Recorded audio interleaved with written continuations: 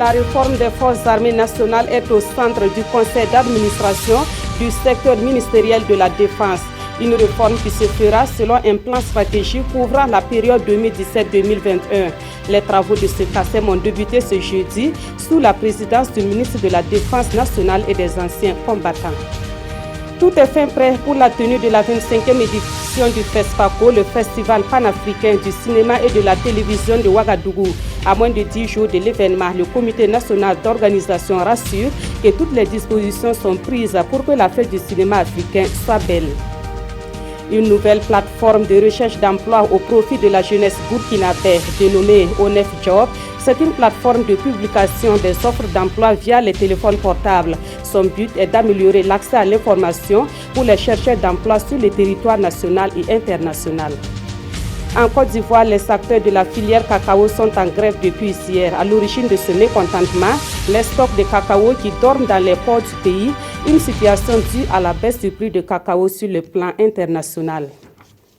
Bonsoir et merci de nous suivre. La mise en œuvre du plan stratégique pour la réforme des forces armées nationales est au cœur du CACEM du ministère de la Défense nationale et des anciens combattants. Ce plan couvre la période 2017-2021 et il prévoit le renforcement des capacités opérationnelles de l'armée burkinabé. Les travaux de ce CACEM ont débuté ce matin à Ouagadougou sous la présidence du chef de l'État, par ailleurs, ministre de la Défense nationale et des anciens combattants, Pawadrogo Jansongo et Draman Guinée. Au ministère de la Défense nationale et des anciens combattants, l'heure est à la revue des stratégies militaires. C'est tout l'objet de ce premier conseil d'administration de l'année, présidé par le ministre de la Défense lui-même, Roch Marc Christian Kaboré. Des pas sont déjà faits, mais ces spécialistes de la sécurité sont aussi appelés à faire des propositions pour la mise en œuvre du plan stratégique 2017-2021 sur la réforme des forces armées nationales. Les aspects relatifs à l'amélioration de la gouvernance militaire ont été pris en compte pour consolider les bases d'une véritable armée nationale, républicaine, opérationnelle et productive. Il s'agira, à travers cette réflexion stratégique, d'identifier, après une analyse diagnostique globale du secteur de la sécurité, les contraintes et les dysfonctionnements, en vue de proposer des solutions appropriées pour une gestion efficace et efficiente de la sécurité. La mise en œuvre du plan stratégique sur la réforme des forces armées nationales va sans doute engendrer des dépenses supplémentaires. Et Roch Marc Christian Kaboré se veut plus rassurant quant au financement du plan. Un avant-projet de loi de programmation militaire sera bientôt introduit auprès de l'Assemblée nationale pour solliciter les crédits budgétaires nécessaires à la conduite des activités. À la requête du gouvernement burkinabé, l'Organisation des Nations Unies s'est engagée à nous accompagner dans un processus de réforme du secteur de la sécurité, afin de partager avec nous son expertise accumulée à travers ses nombreuses expériences sur le théâtre d'opération. La guerre contre le terrorisme est certes longue, mais pour le ministre de la Défense, au regard des forces en présence, la raison finira par triompher. Roch Marc Christian Kaboré en veut pour preuve les projets de mutualisation des forces sous-régionales discutés lors du dernier sommet des pays du Liptako-Gourma et de celui du G5 Sahel. Les acteurs nationaux intervenant dans l'exploitation minière mènent la réflexion à Ouagadougou sur un avant-projet de code minier de l'espace UEMOA.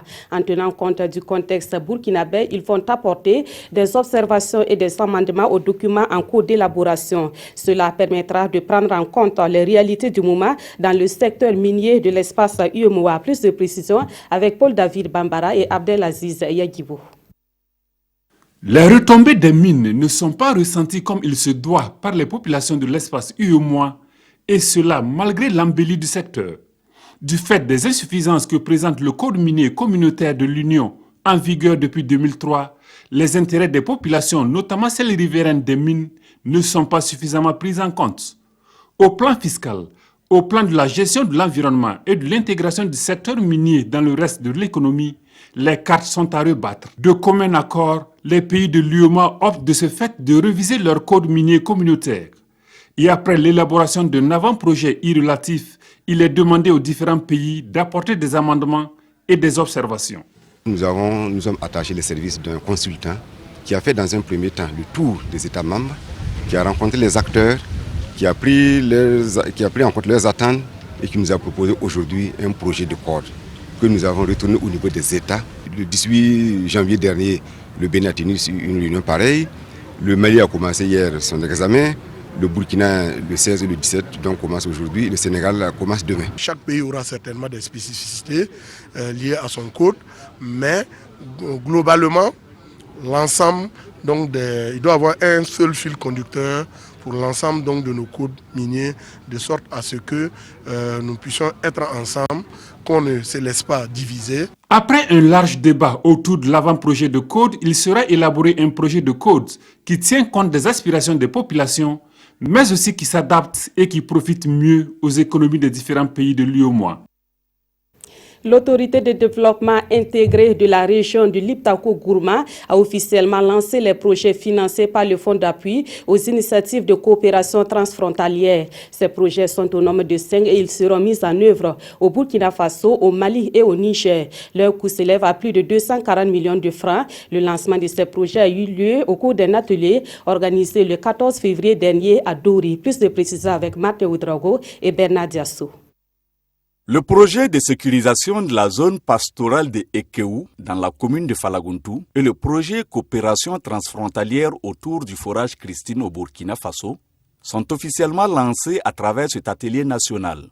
Ces projets, dont les porteurs sont la commune de Falagountou et le CRUS, le Conseil régional des unions du Sahel, ont été sélectionnés à l'issue d'une procédure d'appel à projet par la Direction générale de l'autorité de développement intégré de la région du Liptako-Gourma. Comme il est de coutume, avant le démarrage des activités d'un projet, une cérémonie de lancement officiel est toujours organisée, ce qui offre l'occasion de contribuer à l'appropriation des projets non seulement par les bénéficiaires, mais aussi par les autorités administratives régionales et locales. Ces deux projets du Burkina figurent parmi les 5 de la région du Liptako-Gourma à bénéficier du financement du projet d'appui à la coopération transfrontalière au Sahel. Vraiment, nous sommes très satisfaits.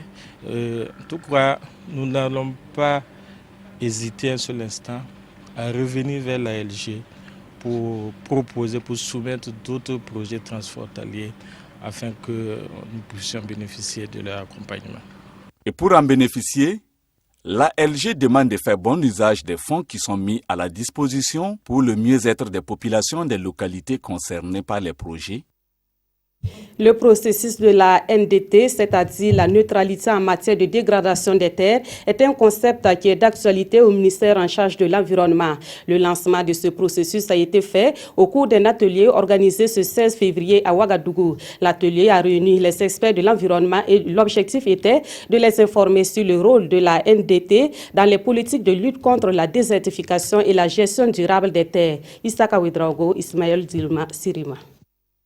Une rencontre d'information de 24 heures au profit des acteurs de l'environnement et de l'agriculture.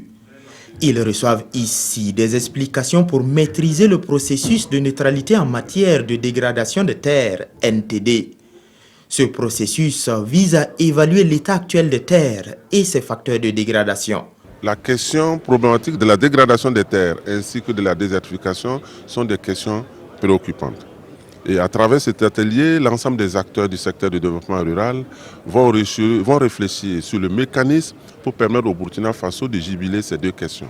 L'engagement du Burkina Faso, c'est de pouvoir mettre à la disposition du Burkina et de ses partenaires sa feuille de route, sa vision, comment permettre au Burkina Faso de pouvoir gérer au mieux les questions liées à la dégradation et la désertification, qui encore aujourd'hui sont des questions en tout cas très préoccupantes. La NTD constitue pour le Burkina une opportunité pour l'avancement de la mise en œuvre des politiques et des engagements nationaux sur le développement durable. C'est aussi une opportunité d'atteindre la sécurité alimentaire et de participer à la croissance économique. Le processus de neutralité en matière de dégradation des terres a été mis en place à la 12e conférence des parties tenue en 2015 à Ankara. Le Burkina a adhéré à ce programme en mars 2016 et accueille la prochaine journée mondiale sur la désertification le 15 juin prochain.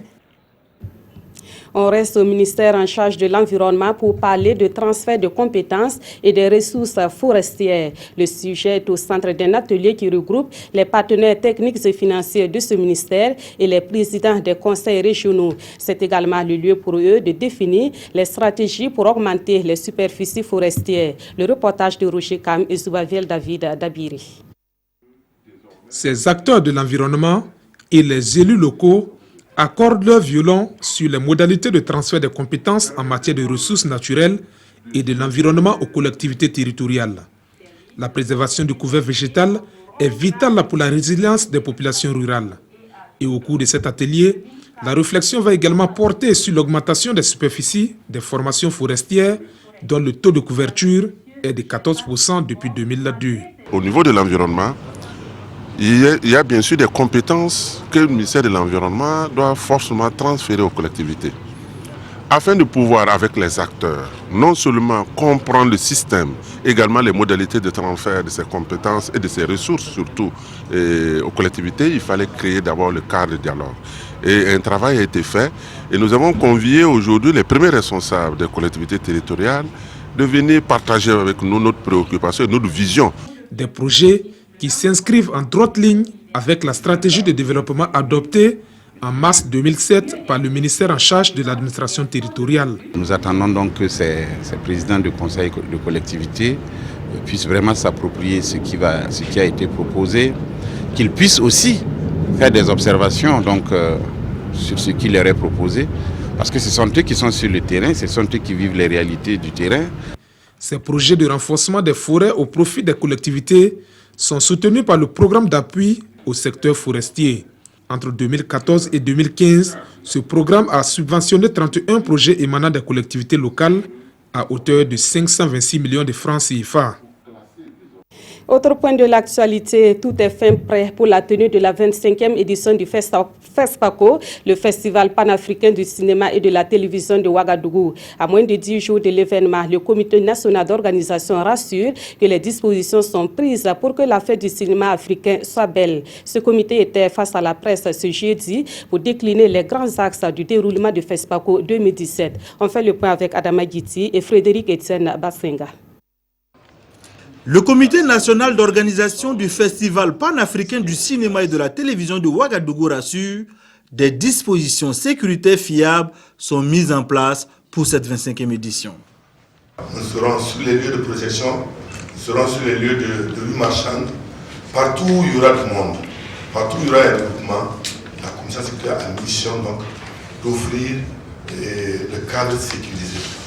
Il va de Ouaga en partant vers les provinces, c'est d'abord le pays qu'il faut sécuriser.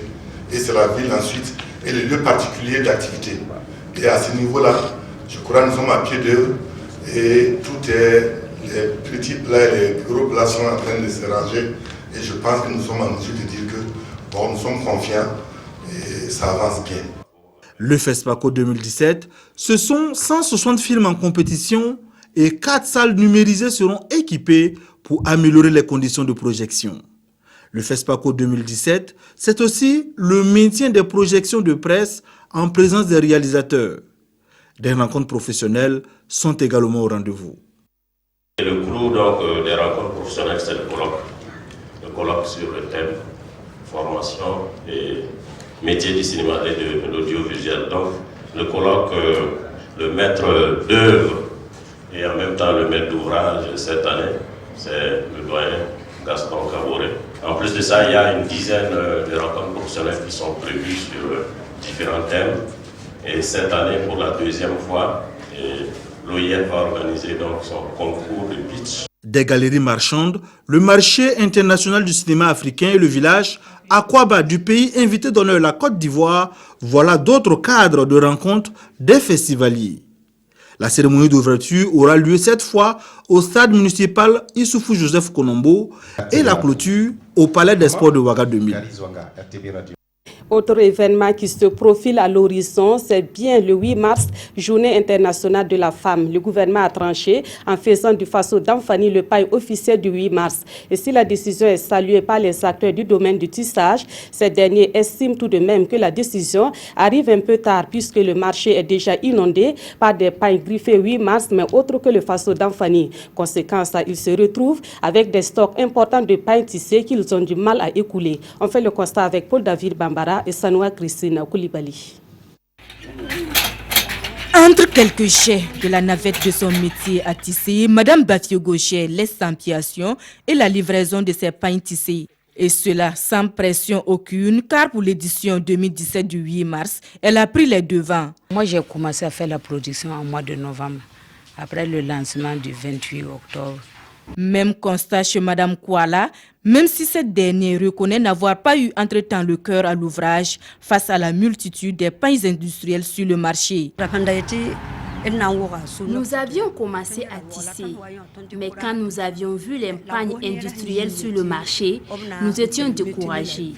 Mais la décision gouvernementale nous a redonné courage. Une décision qui date du 8 février dernier et qui fait du pain tissé le pain officiel du 8 mars. Mais apparemment, le verre était déjà dans le fruit. Nous remercions le gouvernement pour cette décision. Mais la décision, on dirait qu'elle est venue un peu tard parce que nous avons déjà fait des pains du 8 mars. On a des stocks qui sont là stockés. Il n'y a pas de clients parce que tous ceux qui nous avaient commandé là, bon, peut-être ils vont revenir sur leur décision, je ne sais pas, mais il y a beaucoup de grossistes qui nous ont déjà appelé dire qu'ils ne prenaient plus les commandes qu'ils ont lancées depuis le mois de janvier, alors que les pains sont déjà tissés. Donc nous ne savons vraiment pas comment faire de ces stocks qui nous restent sur les bras là. Des stocks très importants car tous les acteurs n'ont pas lésiné sur les moyens pour disponibiliser le pain tissé en quantité et en qualité. La demande était forte l'année dernière, donc cette année nous nous sommes préparés. Et même comme il n'y avait pas de fil, on avait vu le ministre qui a vu Filsa qui a disponibilisé le fil. Donc cette année, il n'y a pas de problème de fil. Et nous aussi, on s'est mis à tisser vraiment avec ardeur. Mais maintenant, nous avons peur de ne pouvoir écouler nos produits, alors que nous avons même pris des prêts. Tous ont le regard tourné vers les décideurs politiques.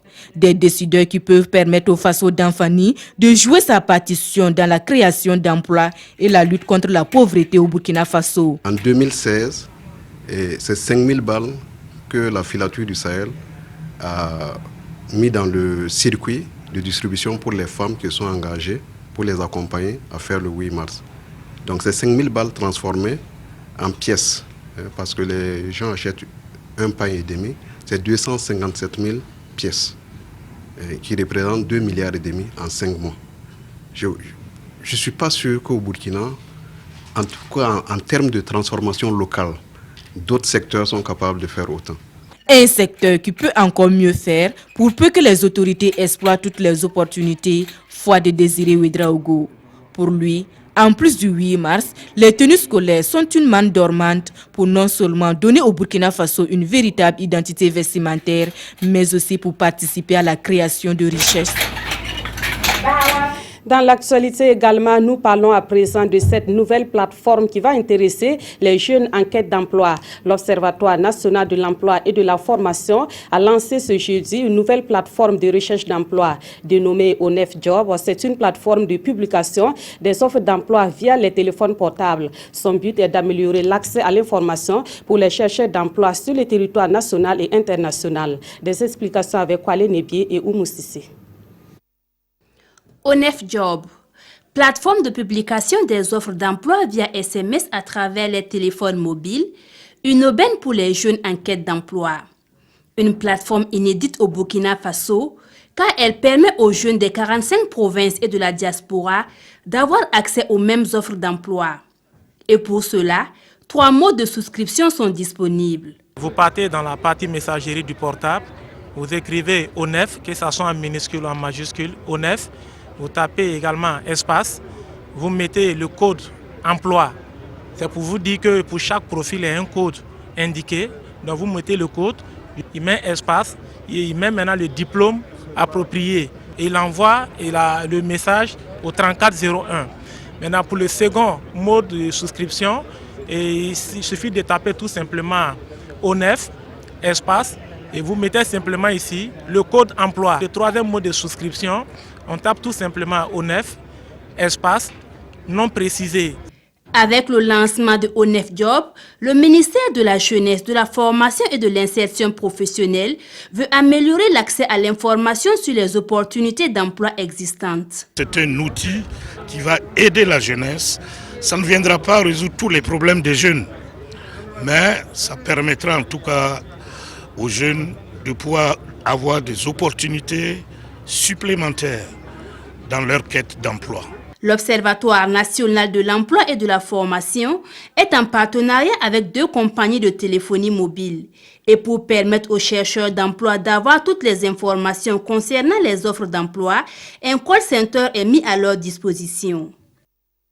Et les jeunes diplômés ou non, mais ayant un projet novateur, ont la possibilité depuis ce 16 février de se lancer dans la COPA, la compétition des plans d'affaires. Cette compétition, qui est à sa 11e édition, est initiée par la Maison de l'entreprise du Burkina Faso. La COPA a pour objectif de créer un cadre de créativité pour les jeunes entrepreneurs et de faciliter l'accès des jeunes et des femmes au microcrédit. Plus de précisions avec Yacouba Gamine, Dimitri Badini et Ismaël Diloma Sirima. En 10 années d'existence, la compétition des plans d'affaires COPA a primé 287 lauréats, des primes qui s'élèvent à plus d'1 milliard de francs CFA. Pour cette 11e édition, les organisateurs veulent l'étendre à la diaspora estudiantine. La particularité, c'est de faire un clin d'œil aux jeunes, comme nous le faisons d'habitude, mais il faut dire également que nous faisons appel aussi à la diaspora burkinabé de l'extérieur qui veut investir, qui a des projets d'entreprise pour le Burkina de s'investir. Alors, il faut dire que les COPA, c'est une belle opportunité pour les jeunes, les promoteurs, d'abord de présenter leurs projets, de participer à des formations, à des coachings qui leur permettent de mieux présenter leurs projets. Selon la Maison de l'entreprise, la COPA doit sa maturité et sa réussite à ses multiples partenaires. Et pour le parrain de la cérémonie, une telle compétition génératrice d'emplois est à multiplier. Ça fait 10 ans que des gens se démènent pour mettre en place l'écosystème qui est le plus approprié possible pour permettre à nos jeunes entrepreneurs, à tous ces jeunes qui ont des idées, de pouvoir enfin réaliser leur rêve d'entrepreneur. C'est une initiative qui est salutaire, c'est une initiative qui rentre en droite ligne du programme du président du FASO, son excellence Dr Macky Sall Kaboré, qui a clairement donné une place prépondérante à la question de l'entrepreneuriat dans la résolution de la question du chômage. Les inscriptions des candidats à cette compétition se déroulent du 16 février au 10 mars. Les compétiteurs doivent présenter des projets valorisant les matières premières locales avec un potentiel de création d'emplois. Parlons à présent d'un phénomène qui annihile les efforts de promotion des jeunes. Il s'agit de la consommation de la drogue, un phénomène contre lequel une campagne de sensibilisation a été lancée au profit de 10 établissements scolaires de Ouagadougou. Dans le cadre de cette campagne, le Comité national de lutte contre la drogue a organisé ce 16 février un plaidoyer pour une école sans drogue. Il recommande entre autres plus de vigilance pour éviter l'entrée de la drogue au Burkina Faso et la création des centres de désintoxication. Amadou Ilboudo, Ismaël Diloma Sirima. Une partie de cette drogue saisie par la douane était destinée à la consommation des scolaires et étudiants. Un groupe en proie aux stupéfiants de toute nature. Conscient de cette réalité, le Comité national de lutte contre la drogue plaide pour une école burkinabé sans drogue. Il exhorte ainsi les forces de l'ordre à plus de vigilance pour empêcher les substances nocives d'entrer au Burkina.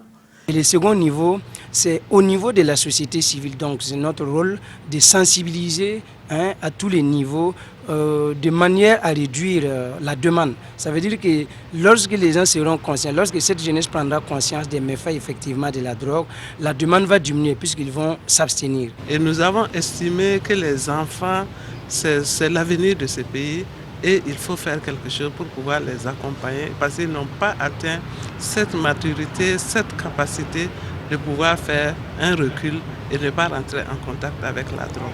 Et concernant ceux qui sont déjà touchés par le phénomène de la drogue, un plaidoyer est fait pour la création de centres spécialisés de désintoxication. Actualité hors du Burkina Faso, en Côte d'Ivoire, les acteurs de la filière cacao sont en grève depuis hier. À l'origine de ce mécontentement, des stocks de cacao qui dorment dans les ports du pays, une situation due à la baisse du prix de cacao sur le marché international. Les producteurs exigent que le gouvernement ivoirien prenne des mesures urgentes pour résoudre cette situation. Des centaines de milliers de tonnes de fèves de cacao dormant dans les ports de San Pedro et d'Abidjan, de quoi déclencher la colère des producteurs de cacao ivoiriens en grève depuis ce mercredi. Ils protestent contre le non-respect des contrats signés avec les exportateurs de cacao, censés acheter jusqu'à 80% de la récolte annuelle. Seulement voilà, la baisse des prix internationaux, couplée à une hausse des prix locaux, ont changé la donne, avec pour résultat un tiers des exportations annuelles du pays n'ayant pas trouvé d'acheteurs, stagnant dans les camions de livraison. Dans les plantations et villages d'agriculteurs, le scénario est le même. Les fèves de cacao fraîches pourrissent lentement dans l'humidité du climat tropical. Un comble pour la Côte d'Ivoire, premier exportateur mondial de cacao, où près de 6 millions de personnes vivent de ce commerce, soit plus d'un quart de la population totale. Les planteurs, qui ont fermé tous les bureaux du Conseil Café Cacao du pays pour une durée illimitée, en appellent désormais au gouvernement. Ils demandent le déblocage du fonds d'urgence pour compenser le manque à gagner occasionné. Le Premier ministre israélien était à la Maison-Blanche hier. Benjamin Netanyahou compte sur le nouveau président américain sur la question des colonies juives. Déjà, Donald Trump demande à Israël de faire preuve de retenue pendant que le Premier ministre israélien reste campé sur sa position, à savoir la reconnaissance de l'État juif. Le président américain a reçu mercredi en grande pompe le Premier ministre israélien à la Maison-Blanche. Une visite officielle très attendue par Israël qui peut compter sur le soutien indéfectible de Donald Trump après 8 ans de relations exécrables avec l'administration de Barack Obama. Si Donald Trump a demandé à Israël à faire preuve de retenue à propos des colonies juives en Cisjordanie, le président américain a surtout pris ses distances vis-à-vis d'une solution de paix avec 2 États séparés entre Palestiniens et Israéliens. Une solution défendue jusque-là par la communauté internationale. Nous avons donc une solution à 2 États et une solution à 1 État. Et je soutiens celle que les 2 parties veulent avoir. Je suis vraiment content avec la solution que les 2 parties veulent avoir. Je peux vivre avec l'une ou avec l'autre solution, dit-il. J'ai pensé un temps que les 2 États étaient peut-être la solution la plus facile, mais honnêtement, si Israël et Palestiniens sont contents, je serai content avec la solution qu'ils préfèrent. Mais pour le Premier ministre israélien, aucune discussion ne pourra commencer avec les Palestiniens sans respecter 2 conditions non négociables pour Israël.